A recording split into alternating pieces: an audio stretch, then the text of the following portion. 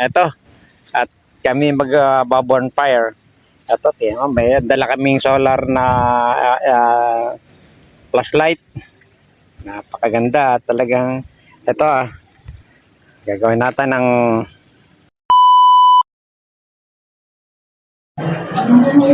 good morning, good evening.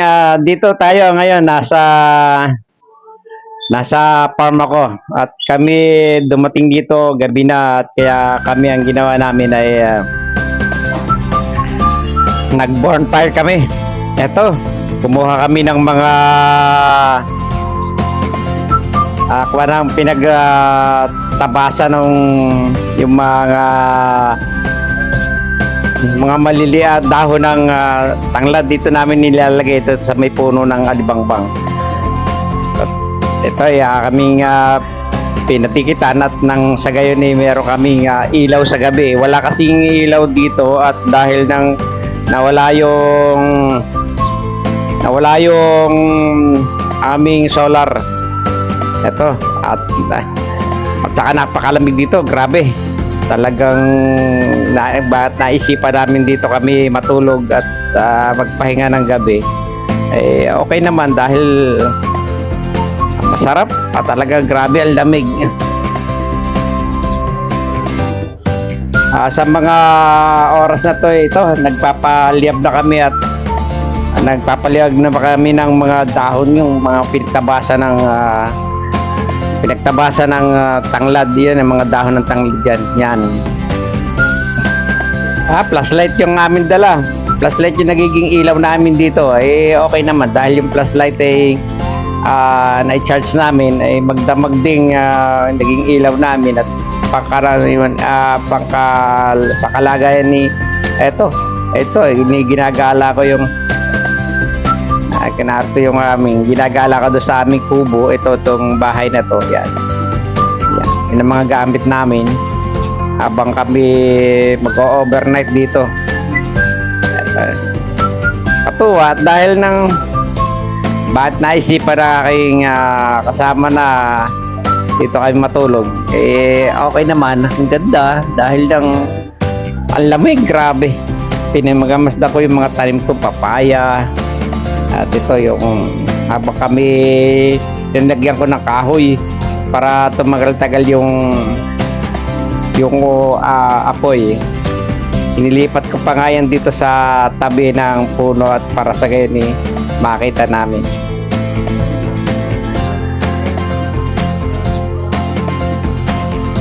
Napakalamig, ang bilis ng hangin kaya ang dating mabilis umapoy yung kahoy. Tutuwa naman ako at dahil ayun, sarap. Kasi nag-aayos ba kami magluto kami dito. Tapos yan, nagkakape-kape kasi kaunting painit sa katawan. Ayan, may dala rin kaming yung kalabasa. Yung mga bunga ng kalabasa. Ito, umaga na. Yan, ang dating masdan ko yung sikat ng araw. Yan, ang ganda ng sikat ng araw dito at magandang dating. Wow! Malamig pa rin. Grabe ang lamig. Parang masasabi nating semi Baguio or Tanay, Rizal. Ito yung dating ng klima dito. At dahil lang yan ay aking napag-isipan kong picturean ko yung sikat ng araw. Yan. Tapos yung mga halamanan, itong aking tanglaran, itong papaya, ayan, ay aking pinasyalan. Ito yung mga bago kong tanim na papaya. Yan. Habang yung bahay, yung kubo, yun nasa taas, ay aking pinagmamasdan. At pumunta pa rin ako doon sa gitna. Pinuntahan ko itong aking bayabasan. May bayabasan ako dito pero native, kung saan tumubulang yan. Kasi mahogany, papayang bumagsak pero ang ganda pa rin. At nanguha kami ng papaya, nanguha kami ng saging, at ang dating yan habang aking pinagmamasdan, pinupunta ko yung eto pa yung mga tanglad na yun, medyo nabansot na dahil nang wala pang ulan. Wala kami pandilig dito. Ang pandilig namin dito ay nasa tatlong kubiko pa lang na tubig. Sa ganda na sikat ng araw, ito pinuntahan na aming pinagmamasdan yan. Ang ganda, pero talagang mainit na rin. Malamig na mainit na may hangin. Mahangin dito. Grabe. Habang aking pinagmamasdan itong aking mga halamanan, ay tinitingnan ko kung ano ang magandang resulta. Pero ito araw-araw may nangunguha dito. May nangunguha na pambenta doon sa bayan ng Marikina. Aking pinagmamasdan. Pero marami ring namatay na mga tanglad dito, at dahil may kumakain din pala sa puno niya.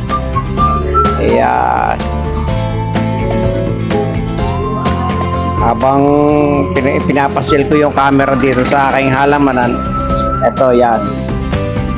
Gagala-gala ako, at dahil matagal ako hindi napunta dito. Almost 1 month yata ako hindi napunta dito dahil busy ako dito sa shop sa paggugupit. Kaya ito yan aking dating na-miss ko yung aking halamanan. Na-miss ko yung mga dating nito, at dahil ito'y aking pinagkukunan din ng agdong buhay. Agdugtong buhay namin to, yung mga halaman na yan. Yung mga saging na yan, yung mga tanglad na yan. Pero kagandahan dito masaya ako habang pinagmamasdan ko yan. Yun ang malayo naming kapitbahay yan. Pero malayo talaga yan. Mga 4 na kilometro. 4 na kilometro yung layo niya. Pero maraming tao doon sa kabila. Pero itong amin ay solo lang namin to. Solong lugar lang namin. At tapos ito, pinagmamasdan ko yung mga bunga ng bayabas. Namimiss ko na kasi. At dahil itong bunga ng bayabas ito wala, lang to. Hindi naman to dinadala lang, pinamimigay lang namin dito sa mga tropa. Minsan pumupunta rito yung mga tropa, barkada, yan, mga kapatiran, yan. Maraming bunga siya, at napagtripan kong picturean ko kaya para na sa gayon may makita ko, may mabalikan kung sakasakali may matitira.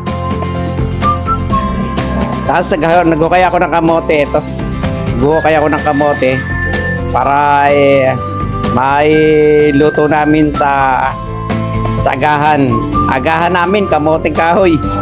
Sarap dahil native ang dating. Ala na, parang Manilenyo na rin ang dating dahil pahukay na tigas na lupa dahil tagaraw na. Ganda naman dahil nakaisa na, kaisa. Marami yan, kaso ang dating hindi ko pa masyadong pinopersa. At dahil ito hinahango sa amin, sabi ko wag na muna. At dahil ang dating kailangan natin meron tayo makain-kain, mapapak-papak dito sa kubo, sa bahay. So, dala-dala namin dito sa shop. May nanguha ko ng kamuting kahoy, papaya, talbos ng kamuting baging, at saka ito, puso ng saging.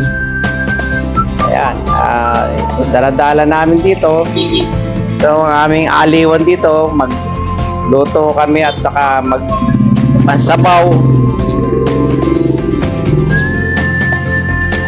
Pero hindi ito pa yung aking nasa vlog nung una na itinanim, medyo tinag-araw, inaabot na uli ng tag-ulan, inaabot na uli ng tag-araw na naman. Sige lang, at dahil ito ito pwedeng sumanin to eh. Pwedeng sumanin. Maraming bagay ang pwedeng gawin dito sa kamote.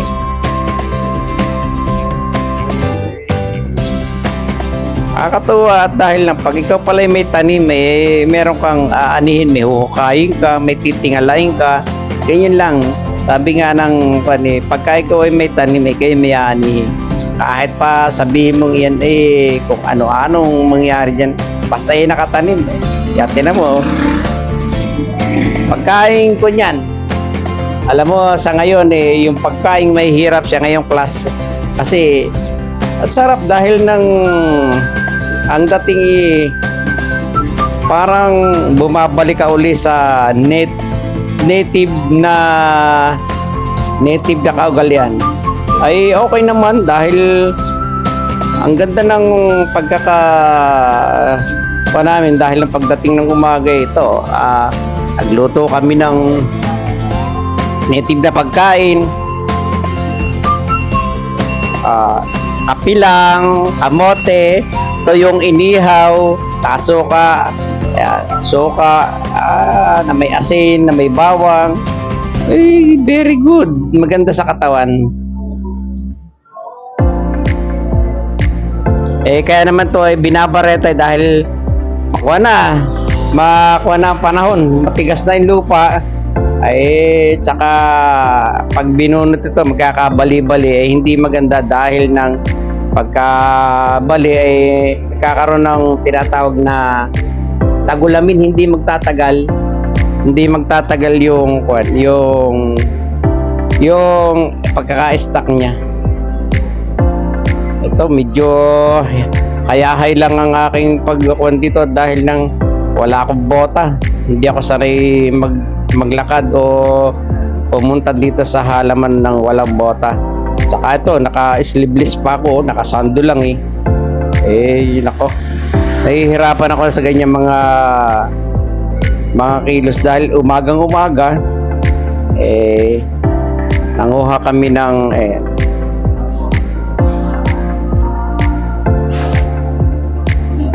paupo-upo lang, style probinsya, style Manila.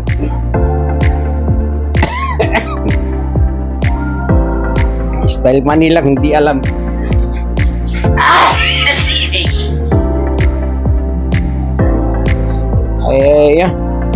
Habang ako tinitingnan ko, napakadami nito. Ang daming gagawin, ang daming lilinisin. May mga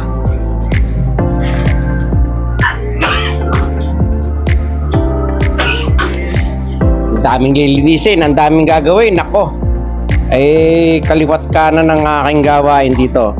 Kaya kung ano man yung pagkukulang ko sa aking halaman, grabe. Talagang grabe. Katulad yan, wala na sa ayos, wala na sa linyada. Kasi yan yung mga una ko pang tanim na mga halaman, mga kamoting kahoy. Hindi ko pa nakukuha yung mga bago. Kasi ito kailangan ito ma-dispose at saka makuha namin. Maya makikita nyo at ako'y nagluto nito at kinain namin. Kinain namin mag-asawa ng aking anak at sausawa ulam namin inihaw na tuyo at saka sinausaw sa suka. Okay na yun, okay na sa amin. Kasi nag-overnight nga kami pagdating ng umaga pero may bigas kami dito. Ang kabigatan ayaw namin, gusto namin native yung dating para na sa gayon okay yung aming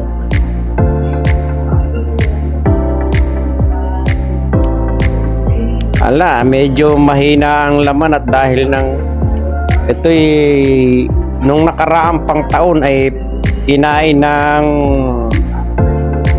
daga yung mga ibang laman. Sinaside namin pero okay pa naman, may nakikita pa, may nasaside pa naman kami. Sabi nga hahanguin daw, sabi na basta ang maganda niyan tuwing punta natin dito tayo may makakain. may mahuhukay.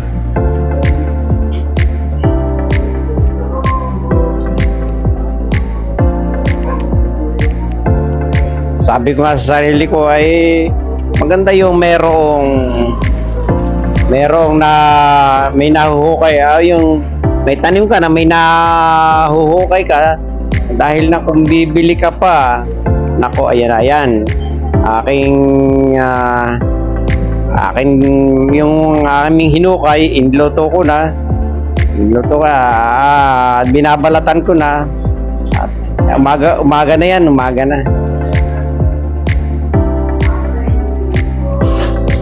Kasi iniluto na namin yan at talagang masarap talaga, dahil yun pagkain yun ng mga native ng araw. Kasi kami miyembro ko ng Remontados tribe.